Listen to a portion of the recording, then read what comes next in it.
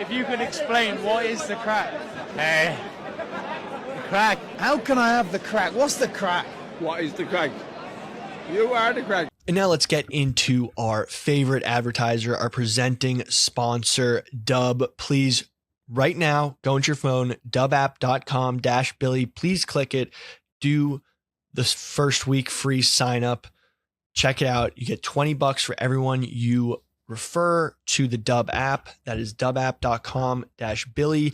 Dub is like a marketplace for investing. They built a marketplace where you can copy the investments of great traders or be the traders who get copied. It's the democratization of access to hedge funds. Look, super rich people are having super smart people handle their money and getting insane returns. They're getting those guys because they have a lot of money, but Dub can get you some of the same information in traders with way less. So check it out. It's the concept of picking people instead of stocks to invest to the masses. This is what all the super rich do. They have money managers. And guess what? You can get some of the access to the same returns. The portfolios are based on politicians, insiders, and hedge funds. So users have built portfolios that track their public trade filings. One of the top performers is the Pelosi portfolio. It's up over 70% this year. And the portfolios are also built by up and coming traders. Users have built portfolios trading tons of unique strategies. Some of them are beating Pelosi and now have thousands of copiers. Best part is no one can fake their performance. That's because this is the first regulated copy trading platform. There's a bunch of copy trading platforms out there. This one is unique because they are an SEC registered investment advisor, and Dub Financial is a broker dealer member of FINRA, just like Fidelity or Schwab, and they're SIPC insured up to $500K. So they just can trade for you. So I've thrown $1,000 in there, and over the past couple of weeks, I've done nothing. I haven't even gone to the app except now and then to check what it is. I've gotten into the portfolios I liked. I like the AI portfolio. I like the Pelosi tracker. I got in, I set the people I wanted to follow, and they just trade everything for me. I don't have to check the stock market every day, and I'm up $100, and that's 10% in only a couple weeks. So check it out now. Definitely sign up, dubapp.com-Billy. Invite friends during your 1 week free trial of Dub, and you can get $20 each. So if you have a group chat of 10 dudes, throw it in there. That's $200. They all sign up. Please check it out right now, and then you can turn that 200 into who knows what. Barstool Sports is a paid promoter for Dub and receives compensation for the promotion of its services. This is not investment advice. Past performance does not guarantee future results. Welcome back to Audio Crack. We have a very special guest, the head editor of the blog. We're here with Nate. Nasty Nate. Why are you acting like this is a 60-minute sit-down interview? I'm going to be honest. Aren't we just going to talk about like fluoride and water and stuff? Well, honestly, you're talking about macro brew beer. And yeah, so like, think about this. You know, macro brew meaning what I was just saying. I had I don't know who's sponsor. I had a light beer over the weekend. Yes, and it just did not hit. The 3 large American light beers everyone drinks. Those beers, people don't think about this because it's beer, but they've like become fast food in a way. Quality wise, they've cheapened the product, and like a lot of it isn't good for us. So like, think about if you drink like 20 beers. Yeah. Like you're getting like minuscule amounts of poison, but on that scale, well, isn't alcohol poison? Yeah. Right. So we accept that though. Yeah. I'm going to try something in the new year. See, like, you know, try to see what happens if I like don't drink for like 3 months. I'll tell you what will happen. You'll feel amazing. Really? Dude. I mean, how old are you? I'm 25. Oh, you're so young. You see it on the internet a lot, like on Twitter. It's like, you know, once you get old, your hangovers will last 2 days. All that shit is true. I used to be young like you. I used to drink like you. If I drink, I don't know, 3 or 4 beers, I'm not even, you know, drunk or belligerent or anything. The next day, you just feel it. It sucks. Getting old. Don't do it. Like, tap out at 29, Billy. Get out of here. I mean, I just turned 36. My life is just, you wake up with back pain, your knees creak, your hip hurts. I go to the gym every day now because everything I read is like the number one regret of every old person is they didn't take care of themselves when they were younger. They can't play with their grandkids, blah, blah, blah. So I'm like, I got to take care of myself. So I go to the gym every day, and all I think about is, why didn't I start this 10 years ago? Because it's just so much harder for my body to like just put on muscle now. It's just, it How has sucks. been your muscle journey, your fitness journey? Because like, you know, what inspired you to get into it? Like, how's been hitting the gym? What are some of your favorite exercises? So basically what happened, I got in decent-ish shape during pandemic. I rollerbladed. I've always played roller hockey, so I had my skates up here. You couldn't really do anything else. And I lived on the east side, so I would just rollerblade up and down. There's this like really cool path on the water on the east side. I would just rollerblade like 8 miles a day. Mhm. It's because it's all you could do. And then I would watch Survivor. I'm talking about like deep pandemic when you weren't allowed to do anything. Yeah. Then I would ride. I bought a $200 stationary bike off Amazon, like Peloton, but like a fake one, you know? And I would just pedal it at night while watching Survivor. And that's like what I did. So I got in decent shape, cardio shape. That's 5 years ago at this point, whatever, 4 years ago. Then, you know, the world opened. I went back to, you know, doing whatever I wanted, not working out, eating fast food, etc. Then last May, I broke my foot. I broke 7 bones in my foot. Foot exploded. And I went back to not, you know, I couldn't walk. I didn't leave my apartment for like 2 months until I got a walking boot on it when it healed enough that I could put a walking boot on it. And during that 2 months, all I did, I ate Chick-fil-A like 5 days a week and ice cream. I got everything delivered to my apartment. I was a piece of shit. And, you know, averaging 12 steps a day, didn't do anything. So what happened was my foot finally healed enough that I could start working out. And I literally did like New Year's resolution for 2024. I was like, I got to get in shape. I got to take care of myself.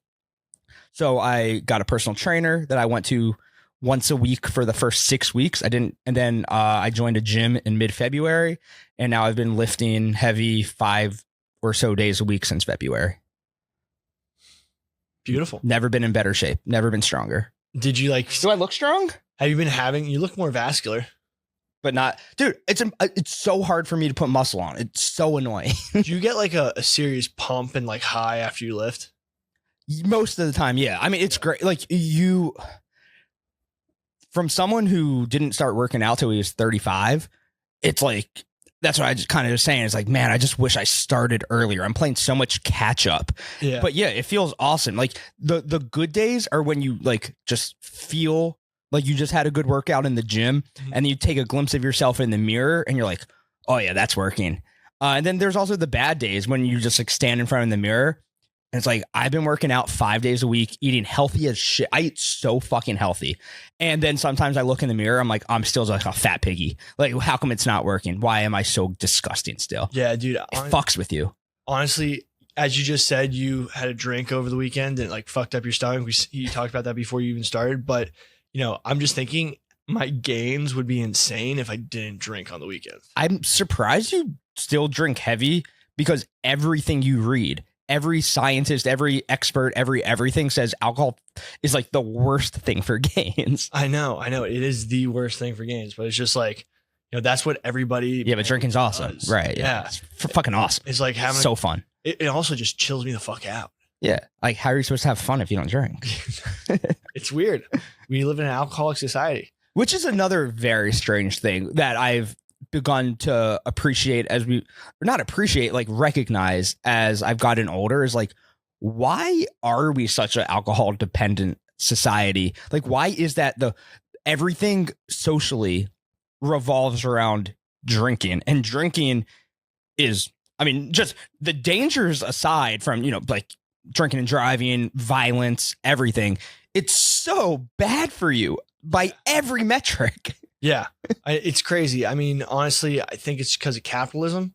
I don't know, like Cheap way to make a lot of money. Yeah, Yeah. like that's how everybody makes in the restaurant industry makes money. They always break even on food. It's the liquor sales that go like drive everything. Yeah. Like I think like Applebee's, Chili's, like all those places, TGI Fridays, they only make money from their liquor sales. Like their food, they lose money on. Makes sense. So- Yeah. But hey, I mean, I got like too much stuff to do during the holidays. My family just like boozes all over the holidays. So I'm hoping January 1st we can get right, get some gains in the gym. I am a New Year's resolution guy, more so because it's just like such a easy time to make a change. Like, you can make a change at any time, like whatever, but there is something about, all right, well, the calendar changed, I can change. It's like, now it's October. All right, I can be a dickhead for the next couple months, but then I will change. Also, it's you just get in shape January through June. You look hot for like 2 months and you drink again. Dude,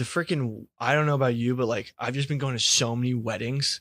Yeah. And stuff. Like, I mean, I did that when I was, all my friends are married at this point. I'm just such a wild buck that I can't be tamed. So how'd you get into poker?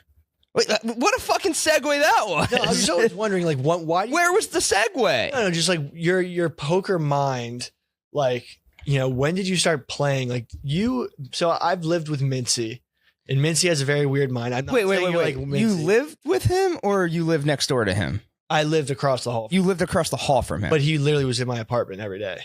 He used my Wi-Fi. So that was like, like he didn't get his own Wi-Fi. He just had my Wi-Fi. So that was wild time. Shout out Mincy. Miss you, dude. But you two are poker guys. Yeah. How do you differ in style? I mean, poker is something that I know I've gotten into. Basically, for me to really get good at it, I'd probably have to memorize the percentages of the hands. No. Poker's fun. It's more of, I'm not a professional by any means. Did I just cash in the main? I did, but that's 7/17th in the main event. But yeah, that was cool. Did you follow it along? Yeah, I did. Yeah, I noticed you didn't text me good luck or anything, so I wasn't sure if you were following along. I don't know. I'm joking. I think I actually did. I said most people did. There was a couple people that I was like, ooh, they didn't text me good luck. They must hate me. But if I knew I was texting you to post my blogs, yeah, that's true. So I think I was like, No, I have to apologize. Let me apologize. No, stop. But let me tell the story. So you're 25. I'm 36, and I was the perfect age at the perfect time when what's called the poker boom took off, where they started putting the cameras in the table, right? So you would sit at the table, show the whole card, show your cards to the camera. Mm-hmm. They then edit it, broadcast it on ESPN. And it was just perfect timing. This is 2003, where Chris Moneymaker, he wins the main event, and they broadcast it on ESPN. And it was just, they just showed it during, just, I don't know, like 10 p.m. at night or whatever on ESPN. And it just gradually became like people just started paying attention and watching it. And they did such a good job producing it. And it was the perfect story. Not attorney. He was what's it called when you do taxes? Oh, CPA. Yeah, he was like a finance guy. Accountant. I couldn't think of the word accountant. Yeah. He was an accountant in Memphis, Tennessee, Chris Moneymaker, and he wins $86 satellite on Poker Stars that got him into the 10K main event, and then he wins the main event as an amateur poker player. And it's just such like a Cinderella feel-good story. ESPN did it perfectly, and poker just took off, and it just boomed. And that's exactly at the same time that like internet poker became a thing, and there was like so many online poker sites, kind of like how sports betting is now, just a big boom of them. And a lot of people got extremely rich, but people like me, I was 13, 14, impressionable. I wasn't making varsity baseball or anything like that. And I was like, oh, poker's pretty cool and you can make money doing it. I always liked making money. So I just became interested in poker and just have been playing nonstop since 2003 or whatever. Wow. Are you up overall? I would probably, because I don't know what we can and can't say. Like, can we say degen? I don't know. I've made some bankroll errors. Okay. That has cost me decent amounts of money, but then I did cash the main. I have some other good tournament scores, and I'm probably close. If I had to guess, I'm probably a lifetime net loser, but a lot has to do with just playing like well above my bankroll. Yeah.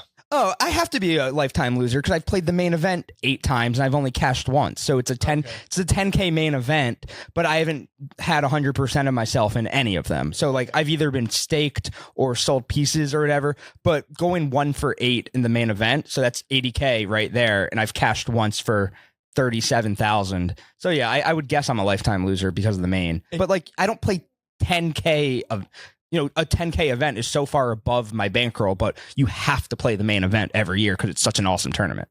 Did you were an early adopter to Bitcoin as well, right? Dude, I have a blog from like when Bitcoin was at like $550. being like, you got to get in on Bitcoin. And I did not myself buy Bitcoin when I wrote that, when Bitcoin was at 550. The first time I bought Bitcoin, I think was at like 6,000 or so. Oh, well, you're 10 times. Yeah, I think we're at 68,000 right now. I compared to the world, I knew about Bitcoin very early. I didn't buy it until I still was early, but dude, talk about regrets in life. Buying any when it was at 5. I mean, I heard about it when it was, at like 0. Because I was just, poker people were very early to Bitcoin. So there was a thing called the 2+2 forums, which was like back when message boards were all the hotness. 2+2 was the big poker forum, and they would talk about Bitcoin on there. And this is like when Bitcoin was like in the pennies, dollar. But most people ignored it, obviously, because it's like, I'm not buying fake internet money. So I knew about it early. I got very into it when it was around 550, and I didn't buy it until it was at like 6,000. Yeah. I mean, there was a recent, I've been getting into this space myself. The crypto space? Crypto space. A tough space. Well, more from a mining perspective. And we can get into that. But they just released a paper, the European Central Bank, that basically made a bunch of claims that people who are early adopters in Bitcoin are basically stealing from late comers to the coin, which is pretty ridiculous. And, it's kind of, I don't even get what that means. It means that if you got in early, you're basically just like almost like a Ponzi scheme, but they totally neglect. But anybody can buy it. Right. That's like saying that gold. Yeah, I don't get it. Or the dollar and inflation. I mean, the dollar is 0. Yeah. So it's pretty crazy that they came out with that paper, and that was just recently. That's just noise. Like, none of that actually matters. Yeah. Like, even people who are like, if Kamala is elected, Bitcoin is. I do not think the Bitcoin market is affected by who the president of the Bitcoin's worldwide, and it's so it's not a centralized currency. Like I even think the stock market is already priced into just the election is going to be a shit show. I think we might see like a little bit of turbulence around election time, especially in the days after, because if it's a shit show and nobody knows who won and they're hand counting votes in, Pennsylvania or whatever, maybe the market just tanks like a quick crash, but it doesn't. I'm not convinced that the election has a huge impact on Bitcoin or the stock market, especially like right now, the stock market's at all-time highs. And weirdly, Kamala does not parade that around as like a huge talking point. If I was her, it would be the only thing because she can't talk about anything else. It would be the only thing I talk about is I think she gets a little worried that makes her look like she's in bed with like the big businesses or whatever. Meanwhile, like inflation and consumer prices are still high. And that's where I think she's getting fucked. It's hard to talk about the economy being great while we're being just like scammed by every major business. And there's no real way around it because capitalism exists. So it's very tricky. I mean, the crazy thing is Bitcoin always goes up when there's more like blood in the streets. Like when shit gets crazier. Yeah. People flee to Bitcoin because they're like, oh, this is actually way more stable than the stock market in a way. Like when banks are going under, a whole country, right? Because then you can access your Bitcoin from anywhere in the world. Yes. So I mean, it's going to be huge to see what happens. I mean, it's 2 weeks to the fucking election. It's crazy. I imagine if I was still fucking running for Congress. As an undecided, I'm still trying to figure out who I'm voting for. Oh, nice. I don't know yet. I mean, I wish they would do another debate. Yeah, they never do that. Nah, I see through. I'm always surprised, Billy, by people who just don't see the transparency in what politics is. Oh. It's like, oh, I need another debate. Like, no, you don't. Like, nothing is accomplished in any of these.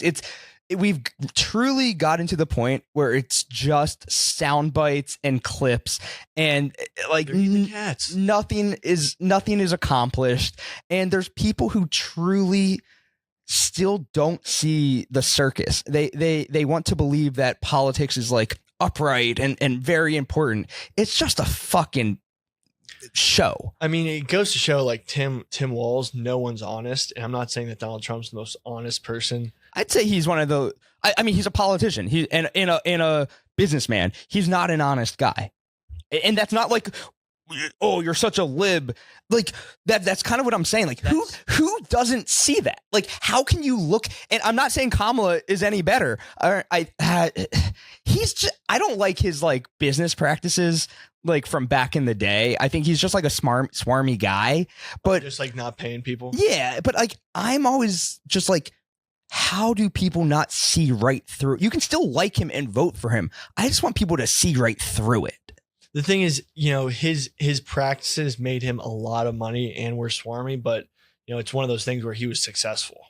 So it's like, I'm not vouching for him, but like, imagine we had someone just to balance the budget.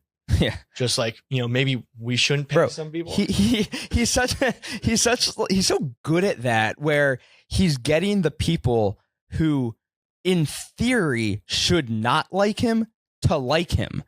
And it's like very impressive the way he was I think he's doing a worse job of it now than he did in the original run with that 2016. Yeah. I think more people had caught on to it, but there's also more people who can vote now. You know, more people turned 18 who really do look at him like, hey, like I don't like politics. He's still the anti-politician, and he's a marketing genius with that. I mean, that McDonald's thing he did today is so funny. I mean, literally, you have Donald Trump like saying Kamala would never do this. He's leaning out the drive-through window, wearing the apron, you know, making the French fries. It went viral that he gave, you know, a seven chicken nuggets and a 6. Yeah. And, you know, that's the type of guy that I mean, every comedian says it. He's the funniest guy alive. Oh yeah. He's so fucking funny. I mean, he's charismatic. Yeah. But like, you know, people talk about this populism thing, like it's a bad thing. Like, isn't that the point of democracy for like everyone to have a voice and the popular opinion sways where it goes? Yeah, and people get, I mean, then it just goes back to politics. There's no rule that says you have to be truthful.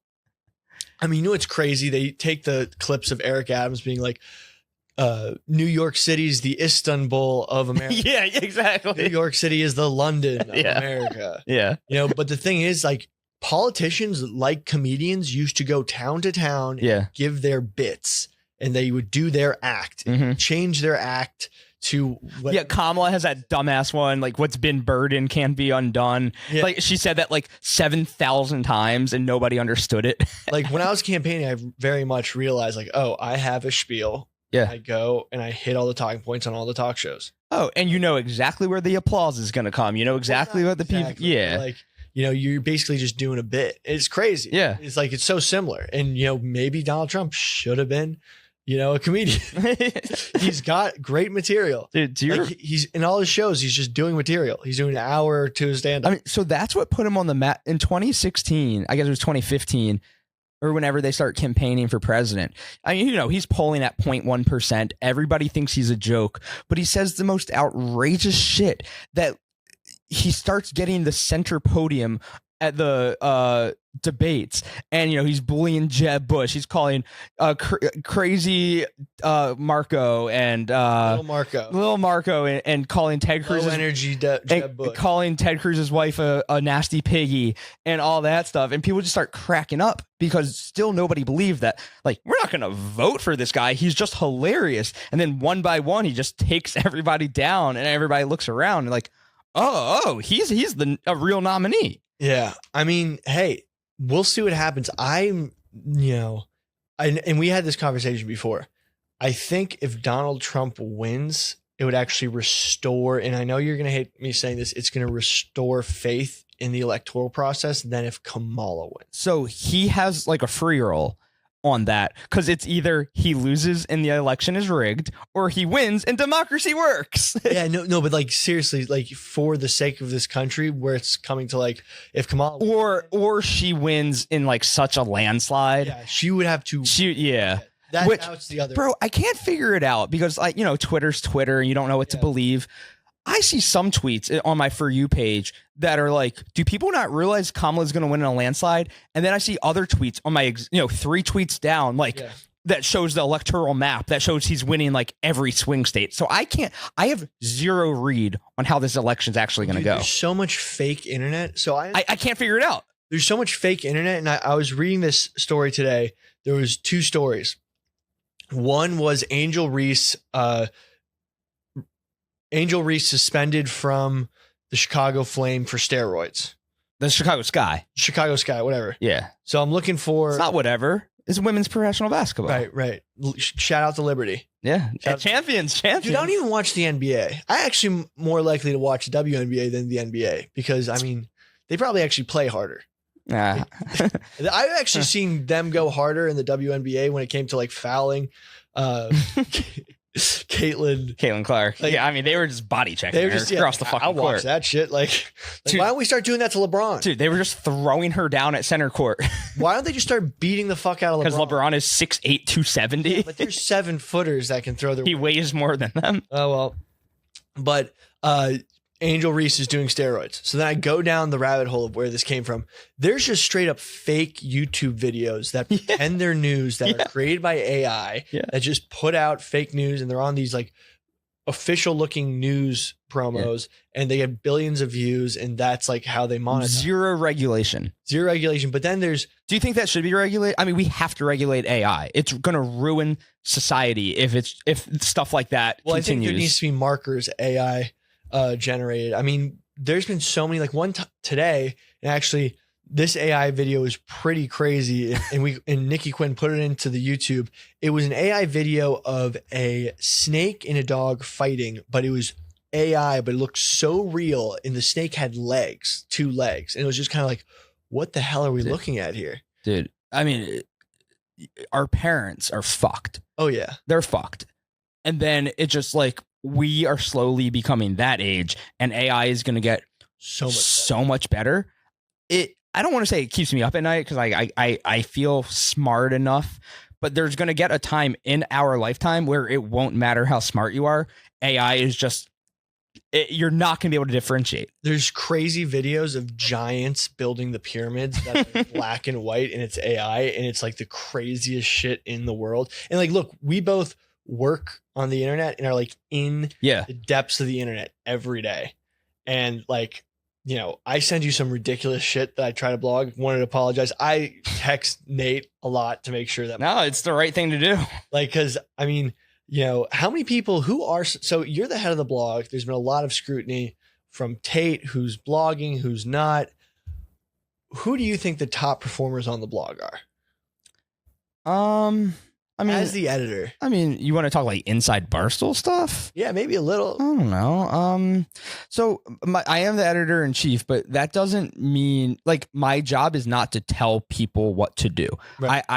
Dave's my boss, and Dave has always said since day one of Barstool, the job's what you make of it. You can work as hard as you want, as little as you want. When you work harder, you get paid more. When you don't work as hard, you know, you don't get paid as much. You can't ask for bonuses, pay raises, whatever.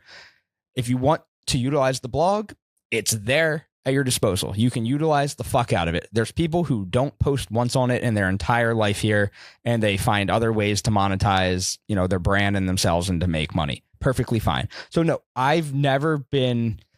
I don't even think I'm allowed to. Like, it's not my call to say, hey, you must blog this. It's just, we do have bloggers where, you know, especially for like sports, it's like, hey, you know, a guy on the team that you, Aaron Rodgers, whatever, Billy, you're a Jets fan. Will you blog Aaron Rodgers' Achilles injury?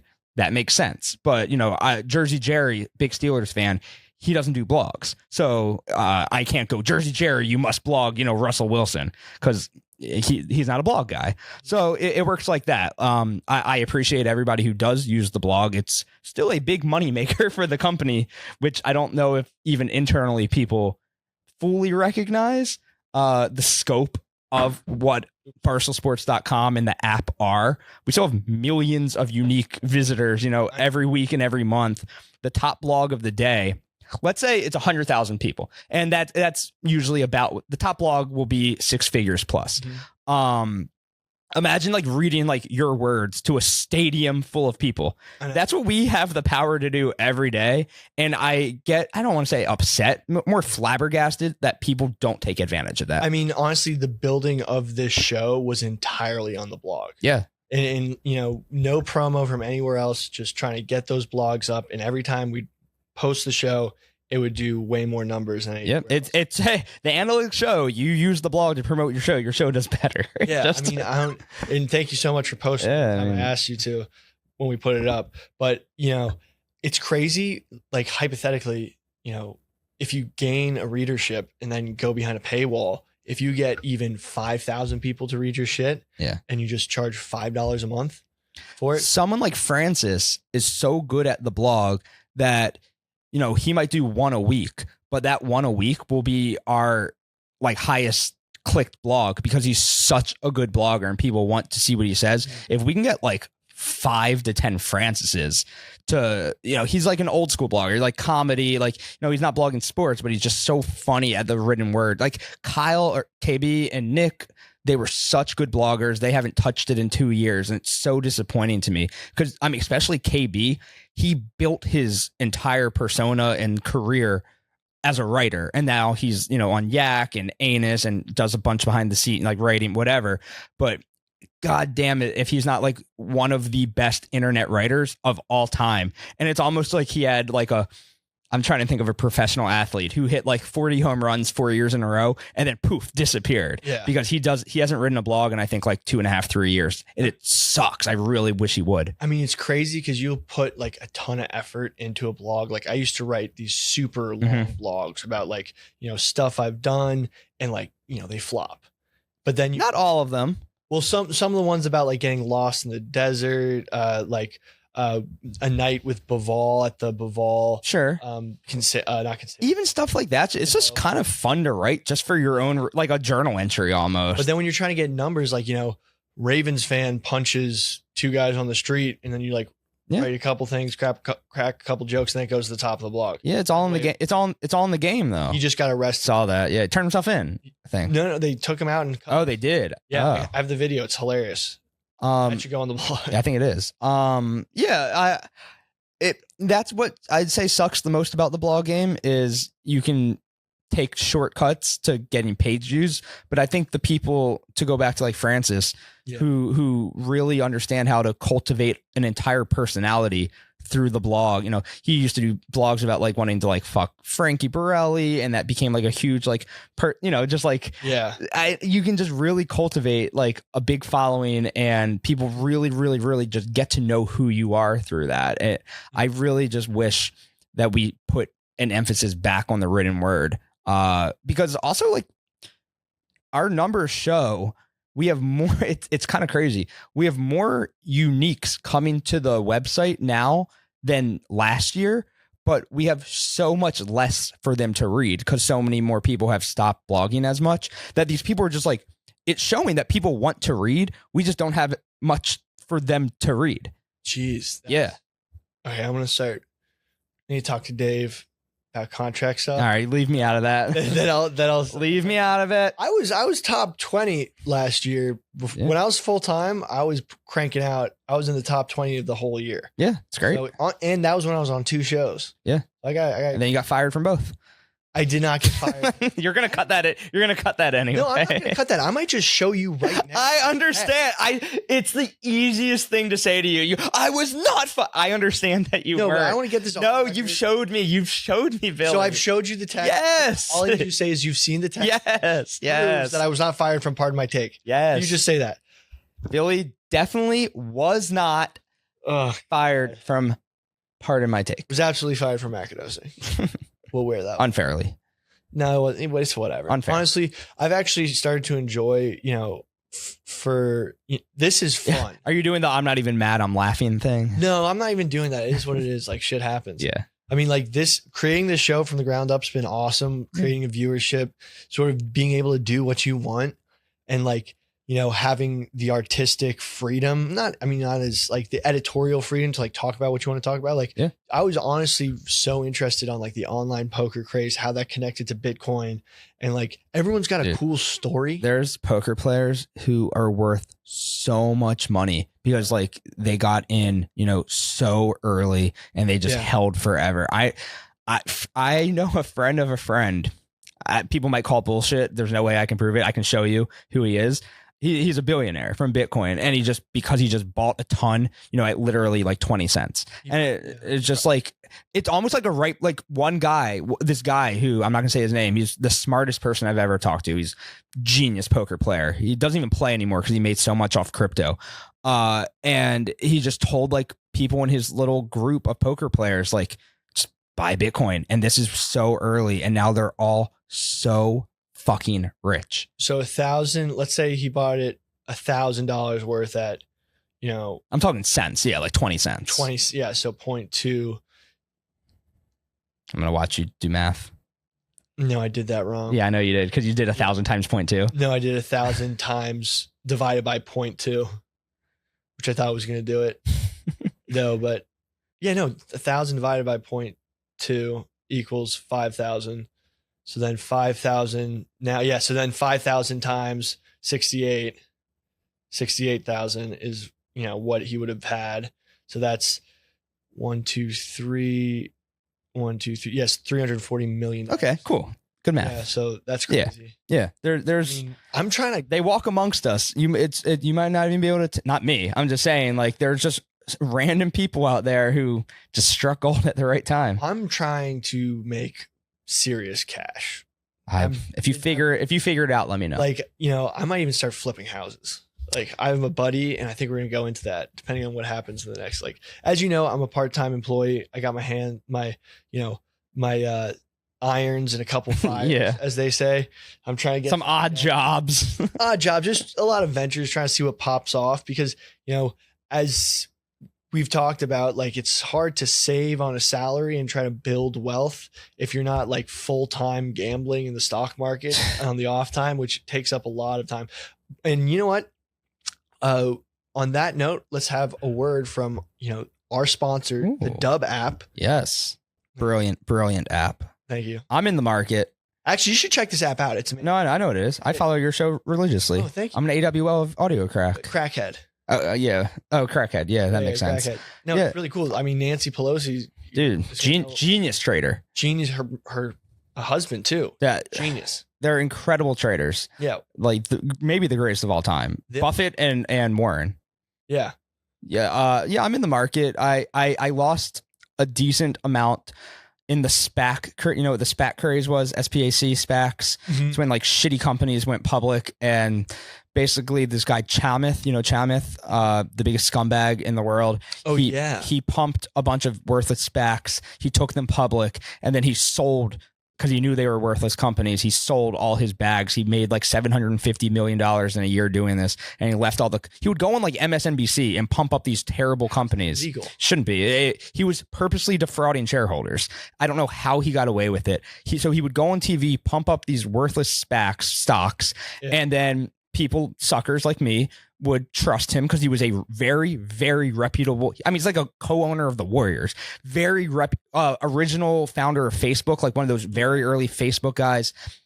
And he was extremely reputable. And so it's like when he's saying like this company's going to revolutionize, this company's this company's that, you believe him. And so I lost.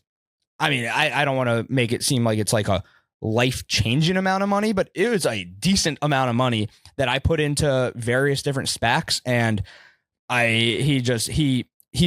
there's a quote from him where he's like, takes zero of the blame. Like, he basically admits to doing this, and he's like, people got to know what they're investing in. Like, it's just like, he's such a fucking scumbag. I hate him. I hate his guts. I think there's a portfolio on the Dub app that copies all of his trades in public filings. So when he dumped, you would have seen when he like shorted his own companies or whatever. It's just like, he's such a fucking loser. Yeah. But anyway, but now I'm a little safer in this. I learned my lesson. Sometimes it's trial by fire. Sometimes you have to learn your lesson the hard way. Mm-hmm. I learned that picking stocks is very hard.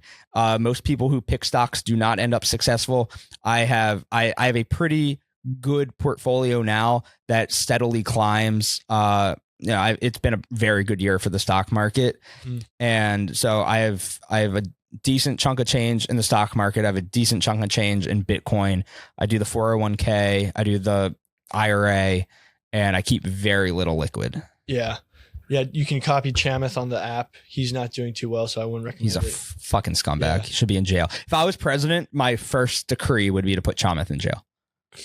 So this will be coming out after the rundown today. So if we want to talk about Ohio's Tate, Do we have to? I'm kind of sick of talking I about know, that. he's kind of fucked. I didn't realize that he was coming at me behind closed doors after I was the nicest to him out of anyone in the New York office. So fuck you, Tate. Fuck. He was like When does this podcast come out? tomorrow. Okay. Yeah, I mean, I guess we can talk about it then. Dave said on Rundown, and if you haven't watched it, maybe are there crackheads who don't know what the Rundown is? What do you think that overlap Maybe is? some of them, it's 100%. All right, it's the Rundown's a daily show. Today, Dave, Kevin, KFC, and Big Cat were on it, and usually it's like the topics are like whatever's in pop culture or sports. But anyway, this guy Ohio Tate, he's hired. He moves to the Chicago office. For some reason, he starts his beef with the New York office. I don't even know what his deal is, and so he ran amok last week in the New York office, kind of peacocking around like he's, king shit, and everybody basically ignored him. And then he claimed victory over the New York office. What he forgot, though, is Dave doesn't lose. And so Dave decided that, hey, you know what? You did such a great job in that New York office. You now get to work in the New York office if the content people vote for him to move here. Jeez. And so the question is, it's a classic Sophie's Choice, I believe, where does the New York content team want him to continue to rot away in obscurity in Chicago where he doesn't move the needle? Or do you ruin his life and have him move to New York and have to just be in New York City where he does not want to be, away from his friends and family who all live in the Midwest? And it's like, how spiteful, petty are the people out there? Will they vote to have him move to New York where nobody really wants him here or wants to hang out with him? Or do you just like let him just never see him again and he stays in Chicago? I mean, it's one of those things where we went to LA, we did a nooner watch party, had a great time with him, sort of was nice to him when he was in this office. Like, dude, like, what the fuck? Well, that was my issue, is he came in on the first Monday when he was in the office, and I was like, hey, have you ever been to New York? And it was like, he's like, no, never been here. And I was like giving him food recommendations and sightseeing recommendations and, go check out the Comedy Cellar. Hey, take the ferry and it takes you see the full skyline of New York and you go by the Statue of Liberty. I was writing down recommendations left and right.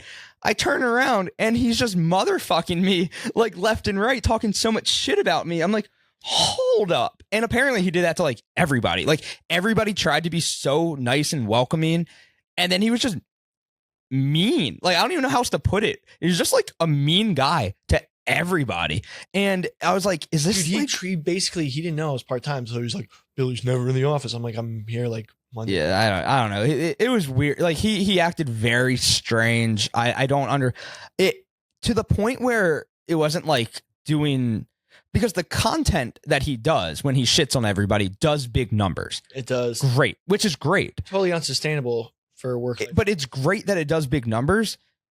And then it's just like, but why is the only thing that you're doing that does big numbers shitting on people? Like, you have to be more well-rounded than that. And I don't know. He's an interesting cat. I don't know what's going to happen. He burned a lot of bridges with people here who were willing to like let bygones be bygones. Be like, hey, you know what? You're here for a week. Let's make the most of it. And he just didn't want to. I don't know. I don't know what. Like, we all work together. We work for the same company. I would say everyone here is friends with almost everyone in Chicago. And like, some people don't get along, whatever. But like, 90% of people here are friends with 90% of the people there, 90% there, friends with 90% here. He just acts like, he wants nothing to do with a single person who's in New York City, even though we all are friends and all used to work in the, I don't know. It's crazy. It's crazy. It's crazy. I don't know. If he comes here, people aren't going to be nice to him, and he's going to have no one to create content with. Well, the thing is also, the way content creation works is he wants people to like invite him onto their shows. So like, he was on Rundown, he was on Pick Central. Great. He doesn't have anything to invite people onto, and then he gets salty as if people are discluding him. Like, no, like you have to come up with the idea for the video, get a producer, get the camera. Like you have to develop the idea. You can't be sitting there waiting for people to bring you onto their show. They don't know you like that. They don't know if you're going to be good or bad. But if you have your own show like this, you have your own show, you bring people on, people will happily do it. Yeah. But like someone out there can't be sitting there like, Billy's never invited me on. It's like, It's kind of nuts. But I mean, we'll see. Or he's the best content creator of all time and he'll fucking thrive here. And that would be great too. It's kind of a win-win. Like, yeah, I think I shouldn't give him ideas, but one avenue he could do is like, once the shitting on the New York office gets old, he just starts shitting on New York while living in it. he probably will. You're like, oh, like, look at this. This is terrible. Like, this cool, man. sucks. You live here now. Like, So if you I don't know. make creative content around that, I could see that. Or you can just be like a normal person and be pleasant. I do think it sucks for him. It's unfortunate for him that he's developed such a following by being an asshole to everybody, and that he's unable to find a way to drive that into other avenues. Like it would be so like, pardon my take, juggernaut. But what if all that creativity from Big Cat went to like shitting on people instead of pardon my take? Like you can't just be the pardon my take of shitting on like everybody that you see every day. It's not sustainable. That's my opinion on it. I don't know. We'll see what he does. Until he was so big of an asshole to everybody, I would have been like, yeah, I still like, I don't know, like I can get into I can understand his side of it is exactly what I just said. He found something that generates a following and video views, so he ran with it. Yeah. So like, I don't want to like, you just got to find a better way. Well, and Dave and Dan said this on the rundown. I'm just kind of regurgitating what they said. So something like if you have one bit and that bit becomes self-destructive. Yeah. I mean, like think about this. Basically, Liver King. Yeah. Liver King has gone nuts. He's like saying he's Liver King 3.0. Yeah, he has like brain worms. Yeah. Like Yeah. He basically, there's a video of him shooting HGH into his arm. He's gone basically ever since he had an ayahuasca trip. Oh no. He's sort of gotten really off kilter. Yo, by the way, I'll go to Costa Rica with you and do that shit like tomorrow. I'm concerned. No. I'm low key. I wouldn't do ayahuasca because apparently like that'll send you off the deep end, but like Ibogaine apparently is like really good. I'll do either. I'm down. I know a girl who did the ayahuasca. She said it was the most life-changing thing she ever did, and she views the like entire existence and world differently now. I mean, she's also, whatever, a hippie, but like talk to like, I don't want to like straight up change, like, cause there are parts of me I like. And yeah, you don't want to come back to your fiance and just be a whole different person. Yeah. She's like, what happened to you? Like, I don't like you. Yeah. But that would be pretty cool. There are people in this office, who would probably benefit from it. That would actually make a great video for content. Talking about me? No. Clemmer. People, yeah, Clemmer. Clemmer's Coke addiction needs, if he goes down to Clemmer does not have a Coke addiction. Oh no, Coca-Cola. Yeah, no, that guy drinks 4 Coca-Colas a day. Can we take him down there, hit him with some Ibogaine, he'll come back. Ketamine might work on him. No more Coke. Maybe he's like ketamine first. Yeah. Ketamine can restart your brain. Yeah. Yeah. I need to. We'll see in January. I might be microdosing as opposed to drinking. See how that goes. Microdosing. Shrooms. Okay. Which I love to do when I work out. Really? I don't actually do it yet. Have you ever tried? You should try that. I have shrooms at home. I don't take them before working out. Well, next time you go work out. That scares me. Just take like a quarter of a gram. That scares me. How do I know how I'm going to react?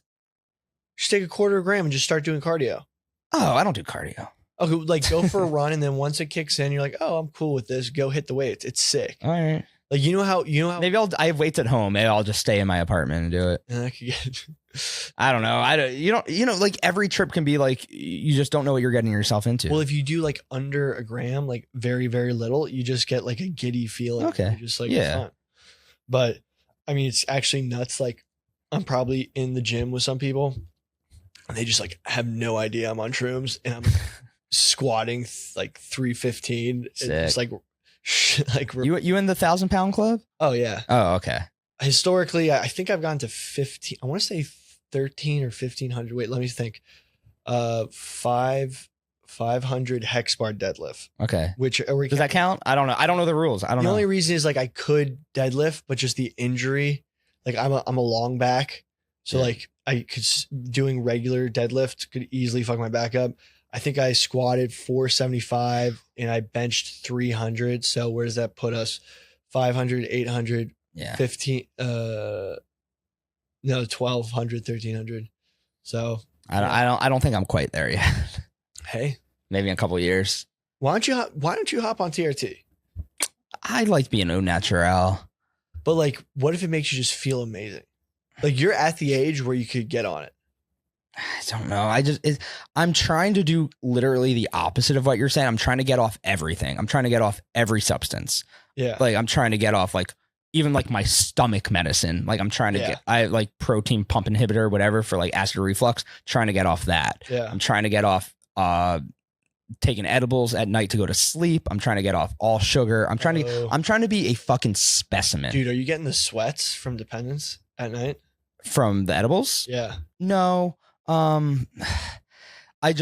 got maybe it's mental. I got mentally addicted to taking them before bed. Better than NyQuil. I would never. Yeah, I'm literally trying to get off everything possible. And I only drink like once every 2 weeks at this point also. I don't drink. When I drink, but like I'm not doing like casual drinks during the week or anything. I'm just doing water and just working out. Like I'm trying to make my body a temple. Yeah. I would add some subs, some vitamin D. I take creatine. Yeah, that's good. That's it. I mean, beta alanine's the best.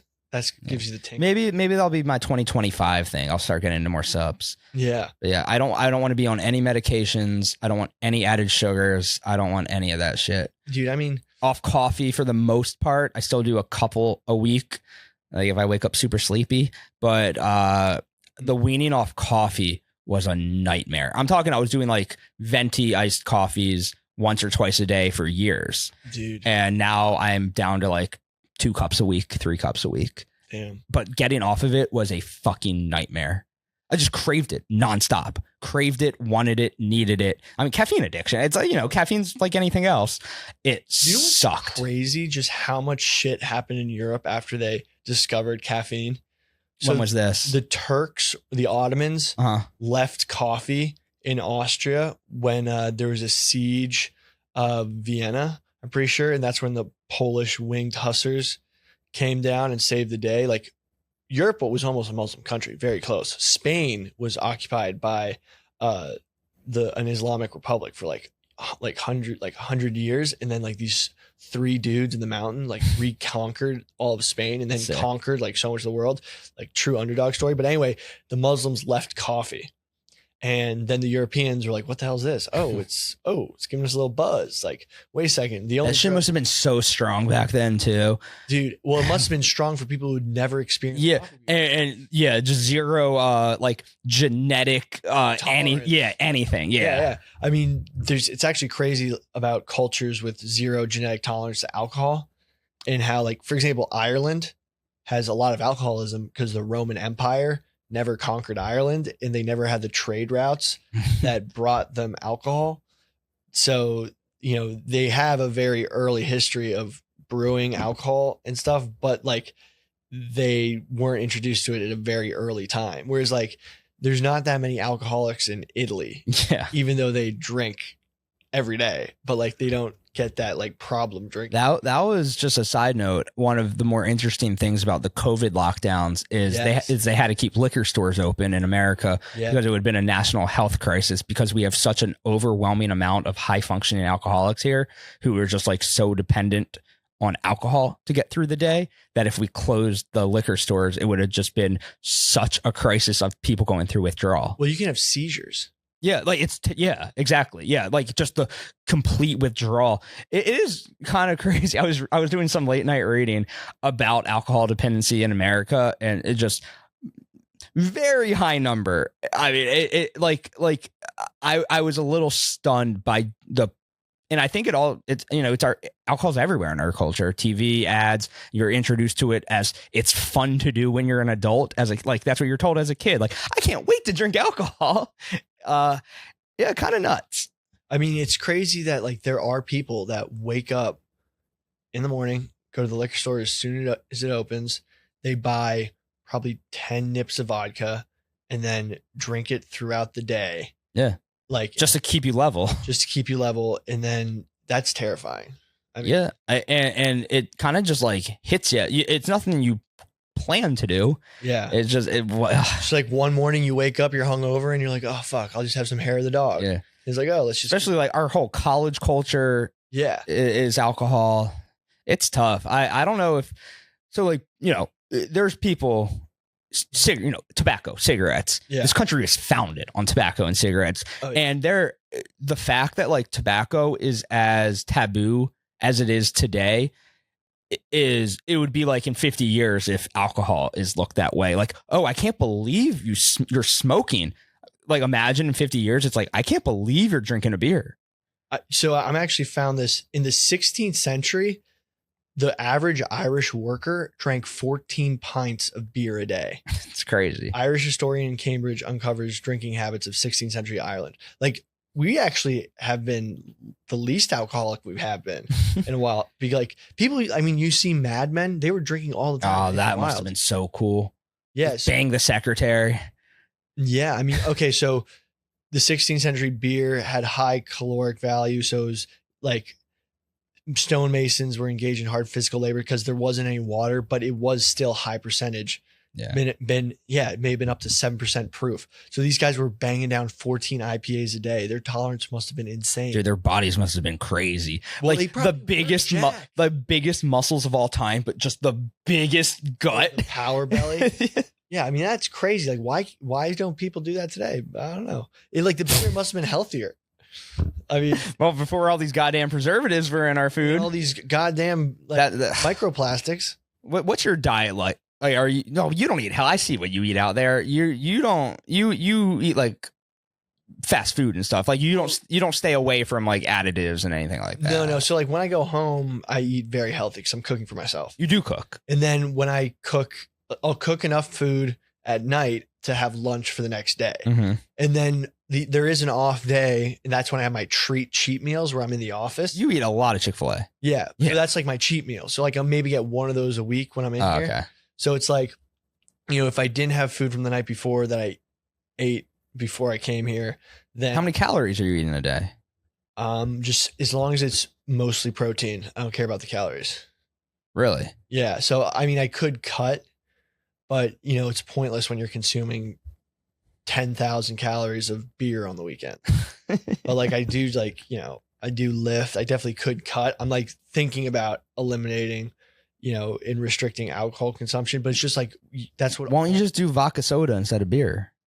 Because then you get, vodka drunk, which is just like a little too crazy. It's like, don't do tequila sodas. Yeah. Dude. We'll figure it out. There's levels to this. No, it's just all the weddings, dude. Yeah. That's your fault for having so many friends. Yeah, I know. Yeah, you shouldn't have been so cool and fun to be around. I don't go to that many because, hey, when you don't have a great personality, you don't get invited to a lot of weddings. Damn. No, it's great. I mean, yeah. The next wedding I go to should be my own. I think I'm out of people in my life who need to get married. I guess coworkers, but You're coming to my wedding? I would love to come to your wedding. Bro, me and Whitey just hanging out. Yeah, dude, he's the best man. Is he the best man? He's one of them. No, that's awesome. I need to get jacked for my wedding. That's gonna be. I don't talk about it too much, but I'm getting hacked for my wedding. Hacked? Yeah, I'm getting absolutely. My neck is gonna be huge. You're not gonna fit in your tux. No, it's gonna be like, holy fuck. Dad was huge when he got married. You should do some sort of cut so you got abs. Yeah. Which, by the way, abs are impossible. Abs are at 36. Abs are out the window. It's just you have to be like 8% body fat. That's impossible, bro. But you know what you're not doing? Like, there's definitely endocrinological things you can do to get your metabolism going, like consuming beef thyroid. Yeah, I've been doing that. It's been pretty awesome. I'm on beef liver, beef organs, and just all that stuff, and it's getting crazy. Like it's like you can definitely tell when you're taking them because your tea Of course. is out of control. And Yeah. the thyroid stuff is like helping with the metabolism. Yeah. I've gotten to the point where I'm now like 25. I'm like, I now need to reduce alcohol consumption. So It's a good plan. we'll get there. It's a good plan. Hold me accountable, crackheads. I mean, I'm getting. You might have been able to tell. I'm getting close to just being an anti-alcohol guy. It affects me now so much that it's like sometimes it's just like Saying this on a Monday after a huge Yeah, party. it's like, It's gonna be Friday and be like, fuck this. But I still really like going out. Like Yeah. I really do enjoy it. I don't frown on drinking at all because I really enjoy it. It's just yeah. those drinks during the week, they ruin me. They Well, I don't absolutely drink during ruin the me. week, but like basically I spend all week like getting pumped up, exercising, feeling amazing. And then like I just fill up this dopamine bucket.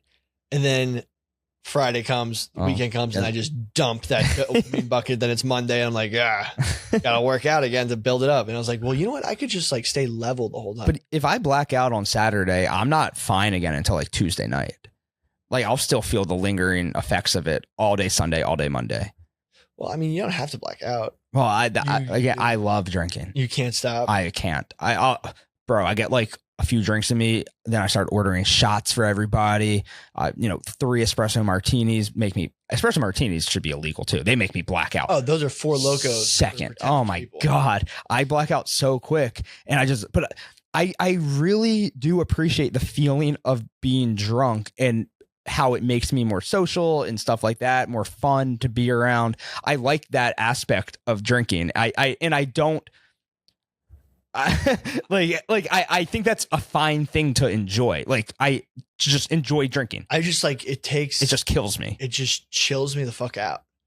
You know what I do though? I'm so old. I'm still sending like drunk texts and stuff. Like, Oh, jeez. yeah, I know. What the fuck? It's a bad habit. Well, I'm a single guy. Yeah. You got to hit people up. Yeah. And it's like, that was fine when I was like 28, 29, maybe 30, 36. I should be at war. I should be having wife and kids. I should not be drunk texting. Oh my God. Well, they should create a drug. Why having all these chemists, right? Hey, Pfizer, Yep. stop like making poison. Yep. Make a drug that's exactly like alcohol, but doesn't affect you as badly as alcohol. What? I think it's just called drinking less alcohol. No, but like it gives you the buzz of drinking. Yeah. It's a take, And then have 2 drinks, not no 10. calories, no like Well, big alcohol would never allow that. anxiety. Yeah, well, someone's got to do it. There's got to be a start because it impacts the GABA chemical, which is like a relaxation chemical in your brain. There's also stuff like L-theanine that affects GABA. Okay. So like I take L-theanine every day because it's like good for your body and like it helps chill out your mood. So like if they could just like alter L-theanine to make it a little more like alcohol. but, Well, like, isn't that like basically how they altered meth to make like Adderall? yeah. Yeah, I don't know if that's the road we want to go down. If like alcohol was a prescription drug that you, Prescription drug, but that's how it always. recreational. If you want big pharma involved, guess what? Big pharma's only thing is to get people addicted to Yeah. stuff. Well, So like we'll have kids running around on alcohol pills. We don't want that. Did you hear about there's a powdered alcohol? I know about liquid cocaine. There's powdered alcohol. Liquid cocaine you put in like the nasal spray. You go, Like that? yeah. Is that what happened to the One Direction guy? Or that was pink cocaine? What was that? Yeah. So, Paint. Payne? Payne? Liam Payne had pink cocaine in system when he died. I don't know what pink cocaine is. Oh, you're saying pink, like the color. Pink, yeah, like the Pink Panther. Huh. I So, don't know. yeah, benzodiazepine, crack, and a fourth drug known as pink cocaine. He had crack in his system? Yep. Yep. Bro, I gotta say, if you're doing crack, like that's the end of the 2C. line. Oh, 2C. The drug can also be referred to as 2C. So this is, I didn't know this. Okay, so pink cocaine is 2C, the phonetic translation of 2C, and it comes in the form of vibrant pink powder. The color reportedly comes from the addition of colored dye and sometimes from strawberry flavoring. Oh. So this is what Drake was rapping about in the 2C slide. Oh, that's the same word. Okay. So it's a powdered cocktail of drugs, typically including ecstasy, ketamine, and caffeine. I bet it's In a awesome. psychedelic drug known as 2CB. I bet it, dude. How awesome does that sound, though? Huh. So pink cocaine is not as addictive as other drugs. Are you a drug guy? Like, No. do you dabble? I mean, you lived with Mincy. He's clean. He's been clean for years. No, I just dabble in shrooms because it honestly really helps anxiety. Yeah. It just honestly, with this job, you don't realize it, but everyone gets fucked up in the brain. Everybody. No one gets out unscathed. No. Yeah. I mean, I went through shit. I came out the other side though. Like, I'm more chill now than I've ever been by far. Yeah. Honestly, these past couple months being away, like here, creating my own content, and like I've honestly made leaps and bounds. Yeah. And like, if you gave me a hot sauce sandwich right now, I would not flip my shit. Yeah, that was a crazy one. Yeah, I mean, people just don't understand. Fluoride in the water. Fluoride in the water. There's all sorts of stuff. I'm concerned that the election is going to be stolen again. All right. No, I know that's really fucked up, but like, there's just stuff that they can do legally that just isn't ethical when it comes to. One of my favorite comments I ever saw in a YouTube video was, "If voting mattered, they wouldn't let us do it." Yeah, I believe in like that sort of conspiracy stuff, like New World Order, like Illuminati, like the actual people pulling the strings. Like, yeah, I believe in all that shit. Like the world is too fragile to actually let popular vote, run the, Dante's coming on soon, and we're going to do a whole episode whether Dave is in the Illuminati. We have tons of evidence. He's not. For either side. He's not. Yeah. No. But there's actually some very funny stuff in there. I'm sure he's been to like super rich people parties where there are Illuminati adjacent people there. But I think true Illuminati is like, this might age me. I mean, maybe not. The show Lost. Yeah. There's a guy, Charles Widmore. And like he's Penny's whatever. People who watch Lost know what I'm talking about. Yeah. He's like true Illuminati. Like, oh, here's a better example. The movie Inception. Leo is hired by this like crazy powerful guy to do the inception on his business rival. And he has to plant the idea in his business rival's brain that he doesn't want to take over the company from his dad and he wants to sell it instead. And Leo agrees to do this job because this powerful guy says with one phone call Leo's banned from the United States. The powerful businessman says with one phone call I can get you back into the United States and you can see your kids again.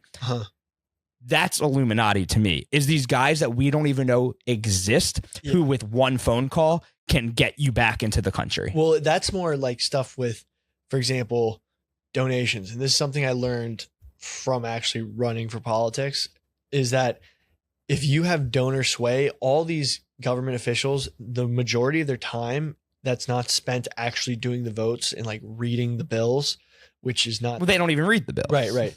Is spent meeting with people who will donate to them. Yeah. Special interest groups. So, for example, if bullshit. Donated, it should all be banned from politics. Money should be banned from politics. Yeah. The thing is, rich people should be the ones in politics, like Teddy Roosevelt, where they're just like generationally rich because they cannot be bought.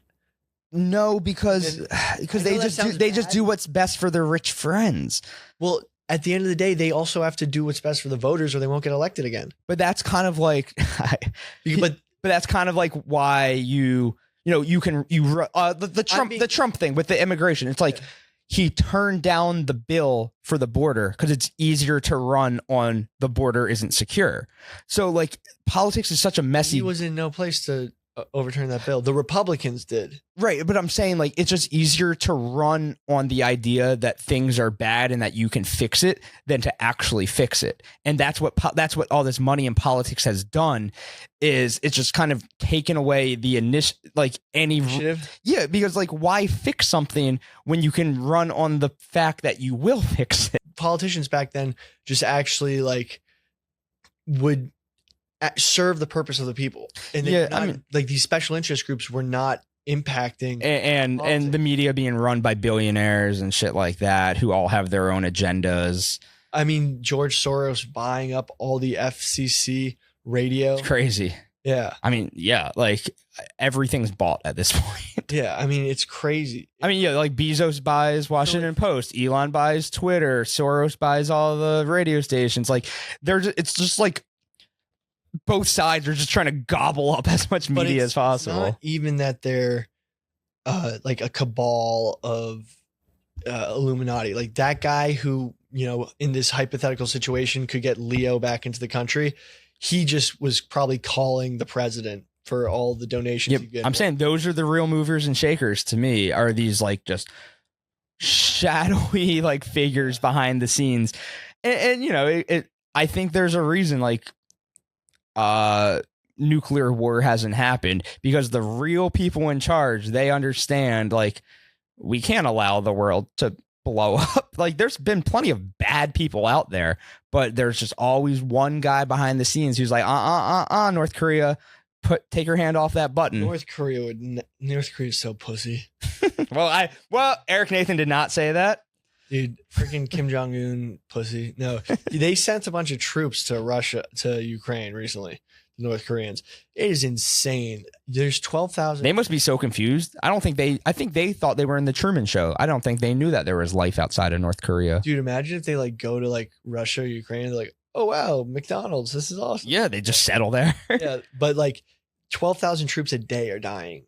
Russian troops or any troops serving for the Russian Federation, which is insane. 12,000 a day? That sounds like too many.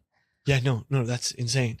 But like they're sending them from China, South Korea. I think there's even Iranians serving. And it's just like, and we're just sending drones like in crazy weapon systems to kill all these people. And it's like, this is technically a world war if there's foreign troops in Ukraine fighting against, like this could go to shit so fucking fast. Like I remember I tweeted, this feels like they won't let it. This feels like 1930. Nah, they don't let it. Went into the Sudetenland when Hitler went. And it was just like, think about it, 1936. When did this war start? 2019, 2020? The Russian-Ukraine one. Yeah. Yeah, 2020, 2021, whatever. So think about the years. It's been 2 years. It shouldn't take that long for Russia to take over Ukraine. Well, I think we're arming them to the teeth. They're not, and they're putting up a great fight. I mean, they're killing 12. The thing is, they say they just can't stop the personnel because there's just so many. It's like zombies. Like 12K a day. That's insane. So that means like they're losing. It'll take a long time for them to lose 1 million. But, yeah, I didn't want to watch you do math again. But like, who knows how it's going to end up? I hope AI just figures it out. Think about AI communism. You've lost me. It's just AI just giving out all the resources, and it doesn't serve itself, and it doesn't have any humanity. So it just equally figures out the best way to distribute. Sounds resources good to me. Socialism. I mean, if it's the whole bad part about communism and socialism is that the human element prevents it from being good. What if AI like just determines like socialism is the way to life, but only without the human component? Yeah, that's what I'm saying. Yeah, capitalism is just capturing the evil wants and desires of man and motivating it to. Isn't that kind of disappointing? That I guess it's just like naturally through evolution, it becomes how much can I get for myself instead of naturally community. And like, what can I do for like my community and build up? Like, I kind of hate that we've gotten so far past that. Well, the thing is, we're in a society where we are no longer a small homogenous group all around the same campfire. Exactly. That's what I'm saying. We got too big. Yeah. But like at the same time, like we are definitely in a better spot because of the inventions and advancements because of the system. Can it go too far though? The thing is, well, now we're in one of those places where like, we have super large companies owning the majority of resources and, can like the polarization of all the money to like the 1.0001%. Yeah. Versus like, there's not as many people being taken out of poverty today because of capitalism. Yeah. You know what I'm saying? Like the 1950s, like, the American dream, is it dead? Have all the dream like people who could obtain it. It's not dead. It's just way harder than it used to be. I mean, it's no longer attainable. I don't know if I want to say. I don't know yet if I want to say it that definitively that it's no longer attainable for everyone. It's definitely much harder than it used to be. And there's definitely more of a right place, right time luck factor now than it used to be. yeah. I still do think, but like home prices are like so many things are just so much more than they ever were. Like houses, like the percent in, dudes can't buy houses. Yeah. But like literally the percentage. If they let you on the ballot, you would have won the election with that one phrase alone. Dude, literally, I'm looking at these guys debate. I'm like, oh, fuck. Like, this is insane. Yeah. Like, yeah, I don't know if the American dream's dead or just much harder. But just it's the wage growth versus the housing. Yeah. I mean, we need to be able to build more housing so that people have more affordable homes, but the homes need to be not affordable housing. It should be homes that you can actually buy so you have like stored wealth. Yeah. So that you can retire and sell your house and maybe rent something. Like, who knows? I mean, it's crazy. Crazy world we live in. That's Illuminati. BlackRock. That's Illuminati. Yeah. Like that's the real shit. Well, the thing is, if you see who owns BlackRock, that I'm scared to say anything. No, but like State Street owns a certain percentage of BlackRock, and what you end up seeing is that all these companies just own each other. Yeah. So yeah, 5 companies own the entire world. Yeah, I think it's one mega company because they're all intertwined. Yeah, it's crazy. Yeah, I don't know, but I don't think it's like Eyes Wide Shut. Have you seen that movie? Yeah, of course. I think actually haven't seen that movie, but you just reference it. Yeah, Right, I get fair enough. like it's like a ritualistic gathering. Yeah, and I do think that stuff definitely exists. Like there's secret societies and all that shit. Huh? I mean, you're a part of any? No, I'm not a secret society guy. You think I am? I think you. I think you would check it out and just be like, "That's gay." Like that's not for me. Why are you all naked? Yeah, like really, guys. Like I just want to watch the game. Stop rubbing oil on me, weirdos. Like I don't want to be oiled up. Yeah, I don't want to be like. Oil me? I don't want to. Feel, now what do I go shower? But you don't have my soap. Whole big thing. I'm gonna get acne. Oil. It's just sweaty. But yeah, that's a good episode. What else should we cover? I think that's it. Actually, why push a good thing? Well, no, I want to do a little clip farming. Jay Cutler recently. No, I'm not doing this. I think we should wrap it up. No, I'm just do some clip farming. I don't know what that Did means. You hear about Jay Cutler? He got a DUI. He had a gun on him. I didn't know that you could, if you had guns while you were under the influence, it's technically was unlawfully carrying. Yeah, isn't that kind of? There's like some line where it's like you're a gun owner. And then now you've had 3 beers and now you're an unlawful gun owner. Yeah. Sucks. So like, does that count if you're in your home? Probably. You probably are not legally allowed to handle a firearm under the influence. Well, the thing is, he just had him in his car. I don't think he was like or in possession, whatever. Yeah. So if you're in possession in your house, that makes sense to me when we talk about it like that. It's just very unfortunate. Well, he was also driving drunk. So yeah, he was drunk driving. That's a tough look. He tried to bribe the guy. I would have negotiated. I'm not above taking like $10K off Jay Cutler to not call the police. I mean, I would have started at like 100,000. He probably would have paid 100,000. He'd probably be like, well, I think he wanted it like under the table so it can't be tracked. Yeah. When you start bribing people with money that can be tracked and taxed, you don't want that. But yeah, you'd have to do like 100K in cash in a drop. Like 20K installment. Yeah, something like that. Perfect way. I'd keep it in a safe in my like a fireproof safe in my apartment. I would never put it in the bank, and I'd be paying in cash everywhere I went for the rest of my life. Huh. Yeah. That'd be sick. It's a shame it wasn't me who he ran over with his car. No, that's terrible. Aaron Rodgers also got caught picking his nose. The Jets are just abysmal. Yeah, he stinks. I mean, Devontae Adams did not solve the situation. The Jets handed the keys to the franchise to a 44-year-old quarterback with a torn Achilles and who's addicted to hallucinogenics. Yeah. Good job, New York Jets. He should have played off a perk again. He's washed. Yeah. He's done. I mean, I don't think he makes it out this season. I mean, this Ravens guy is insane. The arrest warrant for that guy sucks.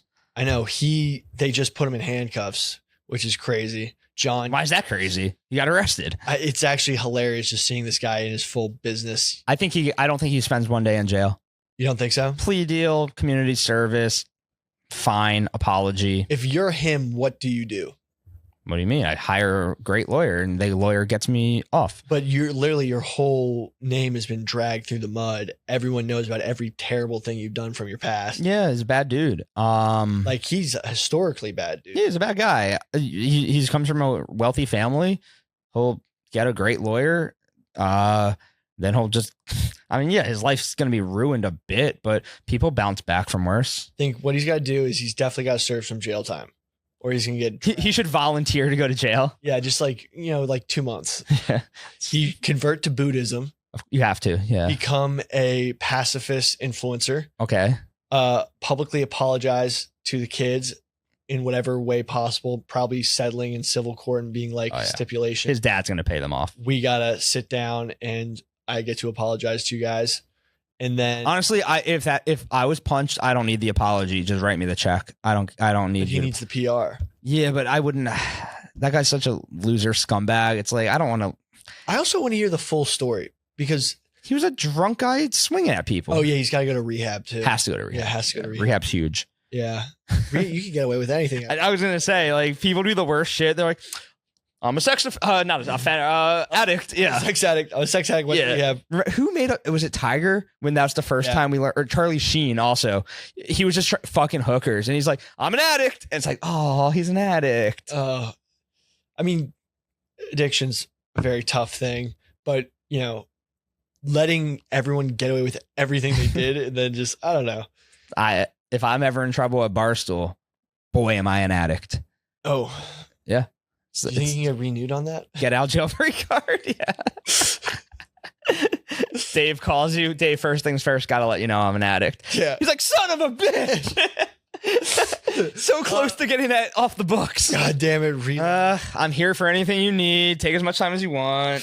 Every 5 days, you're like getting your 5-day pin, and then you're like, relapse. I relapsed on Friday and Saturday. I'm back though. Dave, I'm so strong. I'm going to get through this.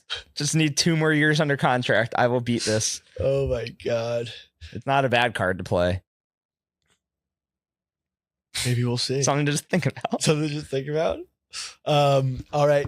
Nate, thank you so much for coming on. This was a blast. I hope you enjoyed the crack. I had a great time on the crack. Please subscribe to the crack. I already have. The episode. I appreciate everybody listening. Check out the Dub app, and tell your friends to subscribe, even if they don't listen. Maybe like take their cell phone, hit subscribe on YouTube and iTunes. We're about a community here, and we need to build the show up and establish a crackhead community. And, just get these numbies up, get some downloads, get some views on the YouTube. And it just starts with you, the viewer and the listener, telling one friend, hey, you want to go hear about Illuminati? Check out the Audio Crack podcast. Everywhere you watch podcasts, listen to podcasts. And then brick by brick, domino by domino, we have a fucking empire. Dubapp.com-Billy. Check that out. Please sign up for the free trial. Please. We're trying to get them signed back on again. Oh, yeah. We've gotten a lot of signups and we need some more. When you first came on, we got a lot, but now we got to get some more to maintain the relationship. Please. Honestly, there's zero harm in following someone who exclusively insider trades. So I would recommend the Dub app. Yeah, exactly. Nate, how many times am I allowed to blog this episode? Oh, since I'm on it? Yeah. Oh, infinite. I'm going to blog it 5 times. Yeah, at least. Yeah. Yeah. Nate said something else funny. Yeah. That's the title. Like, you won't Nate makes such great remarks. Yes. The editor-in-chief of Barstool is just amazing. It's weird how they all just get published immediately. I can be bought. I would like that on record. Nate can't be bought. I can be bought. He's Illuminati. I wish. All right. Thanks, guys. And now to end show, we got our producer, Nikki JV, Nikki Quinn, Nikki the CO. I don't know if you guys heard that. That was my dog growling. Not really growling, more snarling. But Nikki, how you doing? Good. I'm actually going to bring up Whitey later. I'm going to save it because I listened to something earlier from years ago that I want to bring up later in the show. I'm going to save it. Okay, perfect. So Jets suck. That sucked. that game really sucked. I mean, what, they were up 15-6 and they ended up losing. I mean, Devontae Adams, I'm just wondering, Woody Johnson, honestly, maybe keeping Salah and like having a little continuity would have been good. Now you just have an understaffed coaching staff. You have a new piece, you have a new weapon in Devontae Adams, but he, there's not as much he could do. The offense still had trouble moving the ball. Guys were dropping passes everywhere. I mean, I honestly think keeping your head coach might have been the better move instead of just having it willy-nilly out, defensive coordinators, now the head coach. Like, they're understaffed. Like, you have one less guy and you have one guy who's more experienced as a head coach who's now just not in the building. Why would you ever go to that point?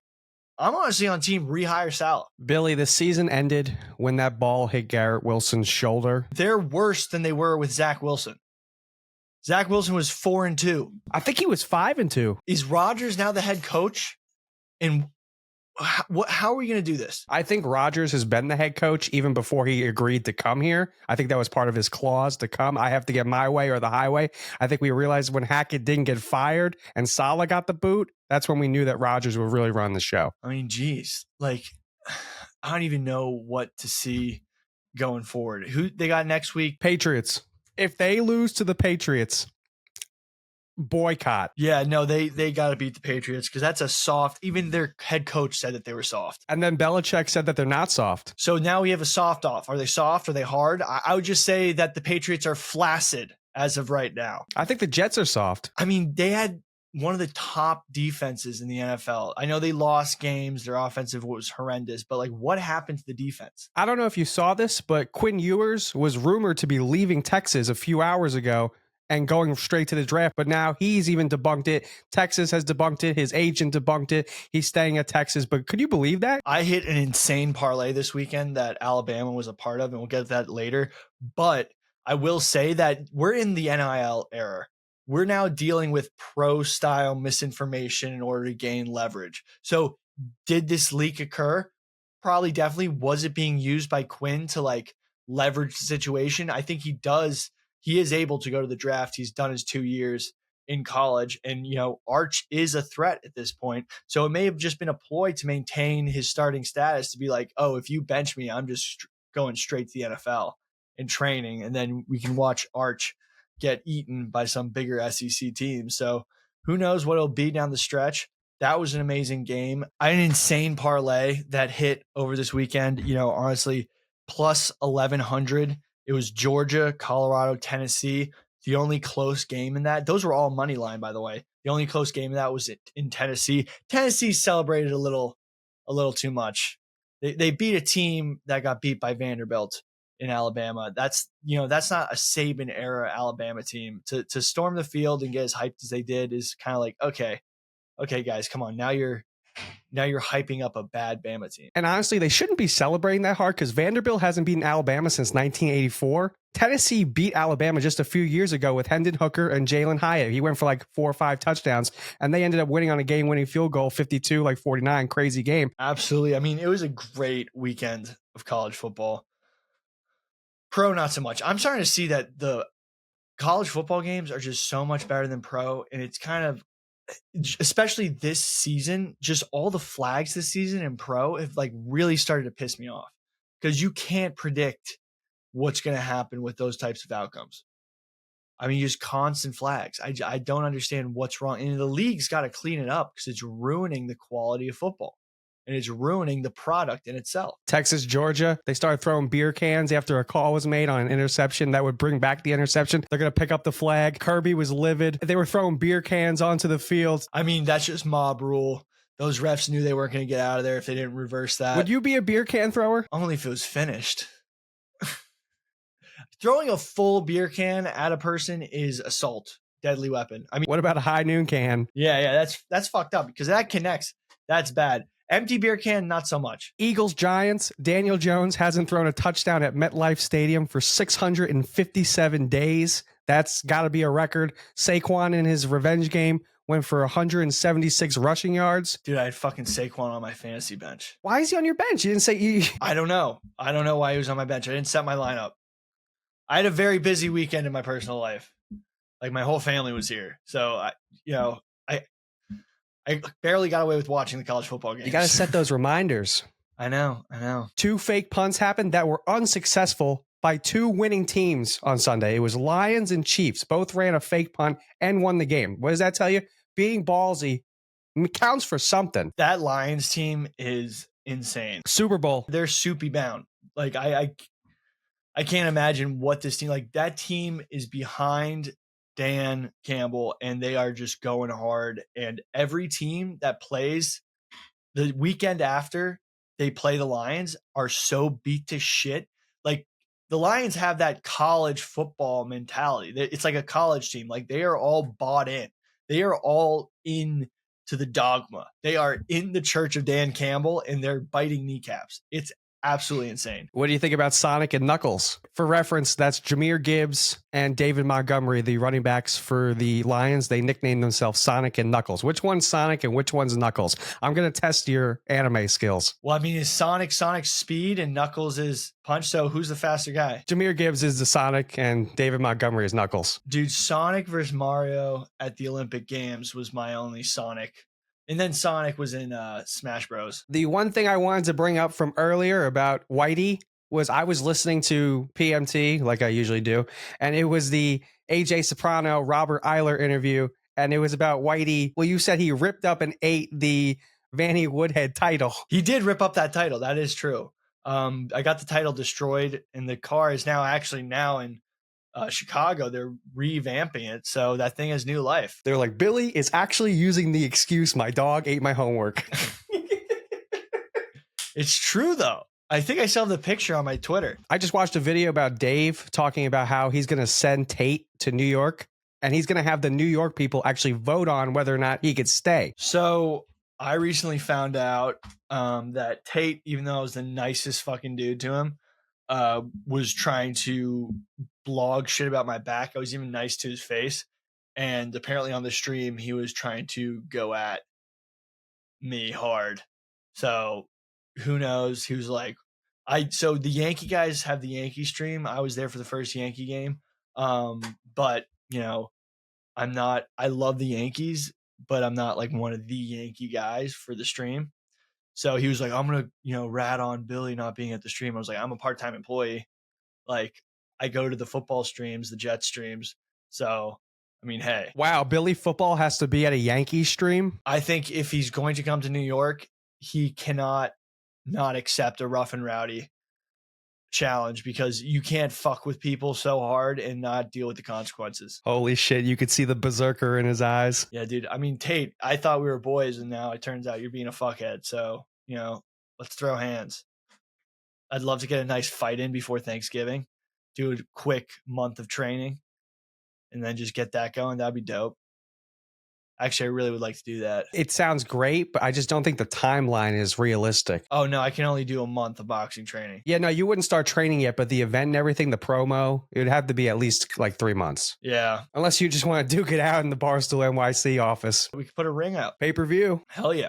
And now let's hit some questions. You're going to have to explain this one to me, but do you believe in the Graham, Hancock, Randall, Carlson Great Flood theory? Is that like about North Carolina? No, I do believe in that theory. There definitely was a great flood that is talked about in like every culture, but who knows if it was one event. I do know that the Caspian Sea may have flooded over in the basically that whole area, which is now like kind of the Middle East, kind of the Caucasus Mountains, may have been underwater at one point, and that's what everyone talks about in the Great Flood. It's a very interesting theory. I definitely think it's explainable with maybe smaller localized floods. Maybe a lot of people got hit with floods. I used to be a Hancock, and you can hear episodes of Extra Dosing I did with Donnie where I was like, dude, Hancock's basically saying there's a super race of people in an ancient civilization. That's just kind of problematic, like kind of like Hitlery. And my opinion's been changed. I think that way more of his stuff is more credible, and his theory actually has a lot of legs that, like, hypothetically, there could have been an ancient civilization that got wiped out by water. Damn. So like, think about it. We might not be the most highly advanced humans ever. What do you mean? There might have been like disappeared technology that we don't know about. I'm thinking about the Family Guy episode where they talked about where they stopped working on science for like 100 years. And then that's why we're like not where we're supposed to be right now. Yeah. That was the multiverse episode. Everything just got deleted. Who is football guy of the week? And I actually have one if you don't have one ready. Oh, we're going to do football. We're bring back football guy of the week. That was one of the questions from P. Daddlestrom 10. My football guy of the week is Lions kicker Jake Bates, who hit the game winner. He was from the UFL. He was from the UFL Michigan Panthers. Oh, no. You know who the football guys of the week are? The 11 players from the Detroit high school that played, they Ironmanned. They played both sides of the football. All their other teammates got expelled for fighting the week before, but these 11 dudes just fucking beat a whole team 68-0, played the whole game. And sometimes they played with 10 guys on defense to give one of the offensive linemen a rest. So those are my football guys. Iron Manning a football game, playing both ways for every single down. Those are football guys. All right, football guy of the week stays in Detroit. He hit the boom. He did the dance that you did after he hit the game winner. So that's why I kind of wanted to give it to him too. Shout out AJ. Shout out Big Justice. Finally posted. We need to have Carolyn on to talk about, thank you to them for finally posting. The clip got to them. They're crackheads. Perfect. Let's wrap it up. Thank you guys all for listening. And hopefully you enjoyed the show. Daddy used to knock them down, yeah, and I should have known not to mess around with the nightlife or the bright lights or the women who won't be my wife. He told me, Sonny, leave them vices on the shelf. Oh, but the dog's in the dive with a silver bullet, and if a keg's alive, I'm singing, hey man, pull it, till the barkeep started calling me the saint. Save my soul. Ever since I first turned 17,